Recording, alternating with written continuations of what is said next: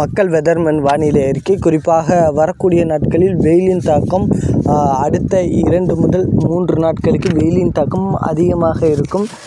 30ஆம் தேதிக்கு பிறகு, அதாவது ஞாயிற்றுக்கிழமைக்கு பிறகு வெயிலின் தாக்கம் படிப்படியாக குறையக்கூடும். அதற்கு பிறகு மழையானது தொடங்க உள்ளது என்பதையும் தெரிவித்துக் கொள்கிறேன்.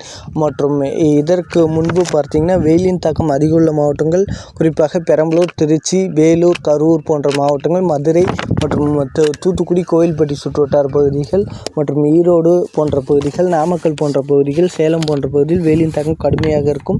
இன்றைய பொறுத்த வரைக்கும் மழைக்கு எங்கெங்கே வாய்ப்புள்ளதுன்னு பார்த்தீங்கன்னா, சேலம் மாவட்டம் ஏற்காடு சுற்றுவட்டார பகுதிகள், ஆத்தூர் சுற்றுவட்டார பகுதிகள் மற்றும் சேலத்தில் ஒதுக்கி அங்கங்கே மழையானது இருக்கக்கூடும். அதற்கு அடுத்தபடியாக பார்த்தீங்கன்னா கிருஷ்ணகிரி மாவட்டம் குறிப்பாக காவேரிப்பட்டினம் மற்றும் சுற்றுவட்டார பகுதிகள் மற்றும் அந்த கர்நாடகா எல்லையோர பகுதியில் ஒதுக்கி கனமழையானது இருக்கக்கூடும்.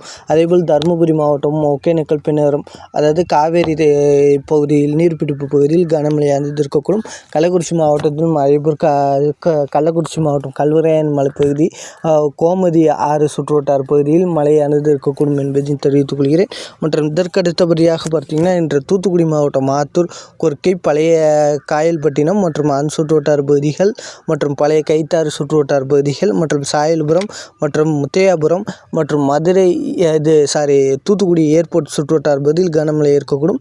மற்றும் கோவில்பட்டி, முத்தலாபுரம் மற்றும் எட்டயபுரம் சுற்றுவட்டார பகுதிகள் மற்றும் விளாத்திக்குளம், வைபர் சுற்றுவட்டார பகுதியில் மழையானது இருக்கக்கூடும் என்பதையும் தெரிவித்துக்கொள்ளேன். இதற்கு அடுத்தபடியாக பார்த்தீங்கன்னா விருதுநகர் மாவட்டம் அருப்புக்கோட்டை, திருச்சூலி, சாத்தூர் சுற்றுவட்டார பகுதிகள், ஸ்ரீவில்லிபுத்தூர் மற்றும் ராஜபாளையம் சுற்றுவட்டார பகுதிகள் மற்றும் அதற்கு அடுத்தபடியாக பார்த்தீங்கன்னா வெம்பகோட்டை சுற்றுவட்டார பகுதிகள் மற்றும் கந்தசாமிபுரம்,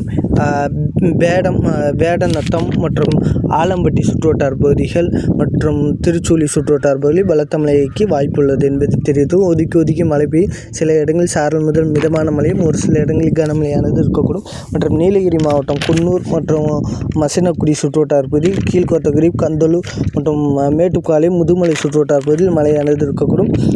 மதுரை மாவட்டம் குறிப்பாக காமராஜ் நகர் மற்றும் முஸ்லம்பட்டி சுற்றுவட்டார பகுதிகள், மதுரை காமராஜர் காலேஜ் குறிப்பாக மதுரை அமெரிக்கன் காமராஜர் பல்கலைக்கழகம் சுற்றுவட்டார பகுதியில் கனமழையானது இருக்கக்கூடும் என்பதை தெரிவித்துக்கொள்கிறேன்.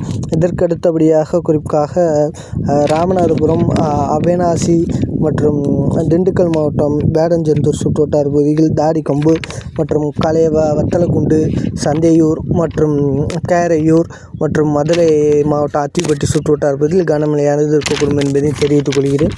நன்றி.